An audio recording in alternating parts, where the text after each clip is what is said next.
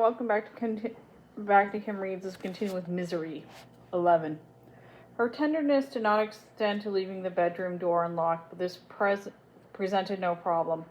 He was not half mad with pain and withdrawal symptoms this time. He had collected 4 of her bobby pins as assiduously as a squirrel collects nuts for winter, and had secreted them under his mattress along with the pills. I was sure she was really gone and not hanging around to see if she was going to get up to dittos, another Wilcomism for his growing lexicon. He rolled the wheelchair over to the bed and got pins, along with a picture of water and a box of Kleenex from the night table. Rolling the wheelchair with a royal perch on the board in front of him was not very difficult. His arms had gotten a lot stronger. Any Wilkes might be surprised to know how strong they'd be now, and he seriously hoped that someday she would be. The Royal Typewriter made a shitty writing machine, but as an exercise tool was great. He began lifting it and setting it down whenever he penned the chair behind it, and she was out of the room. 5 lifts of 6 inches so could have been the best he would manage to at first. Now he could do 18 or 20 without a pause. Not bad when you consider the bastard weighed at least 50 pounds. He worked on the lock with one of the bobby pins, holding 2 spare ones in his mouth like a seamstress hemming a dress. He thought that a piece of bobby pin still somewhere inside the lock might screw him up, but it didn't. He caught the rocker almost at once and pushed out, drawing the lock's tongue along with it. He just had a moment to wonder if she thought if she might have put a bolt on the outside of the door as well. He had tried very hard to seem weaker and sicker than he really felt. The suspicions of the true paranoia spread wide and deep, and then the door was open. He felt the same nervous guilt, the urge to do this fast. Ears attuned for the sound of old Betsy returning, although she had been gone for 45 minutes. He pulled a bunch of the Kleenex, dipped the wad in the pitcher, and bent awkwardly over to one side of the soppy mass in the hand. Gritting his teeth and ignoring his pain, he decided to rub at the mark on the right-hand side of the door.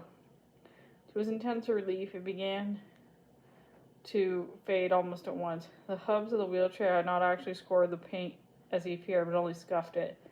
He reversed away from the door, turning the chair and backed up so he could work on the other mark. When he was done all he could, he reversed again and looked at the door, trying to see as though any exquisitely suspicious eyes. The marks were there, but faint, almost noticeable. He thought he would be okay. He hoped he would be okay.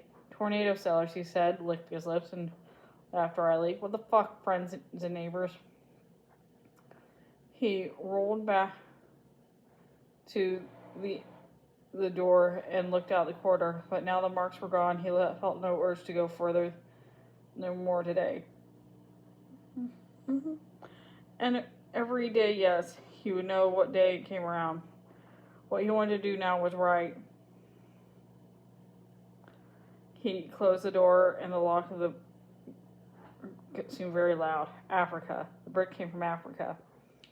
But you must have cried for that bird, Polly. Right after it forgot how the veldt smelled at noonday, and the sounds of the wildebeest at the water hole, and the high acidic smell of the Ikea trees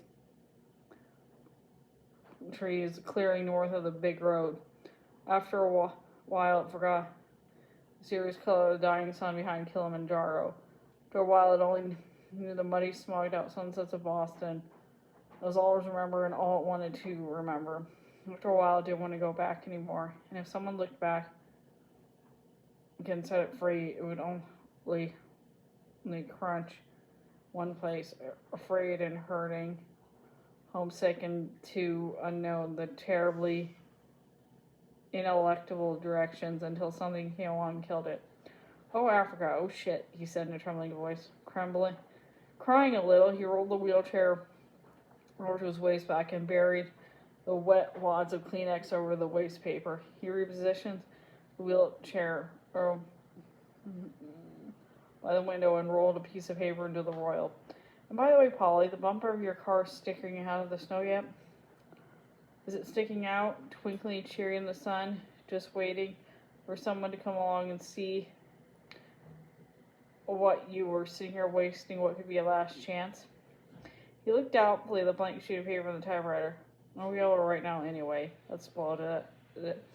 But nothing had ever spoiled it. Somehow it could be spoiled. He knew that, but in spite of the reputed fragility of the created act, it had always been a single toughest thing, the most abiding thing in his life. Nothing had ever been able to pollute the crazy well of dreams. No drink, no drug, no pain. He fled to that well now, like a thirsty animal finding a water hole at dusk and drank from it.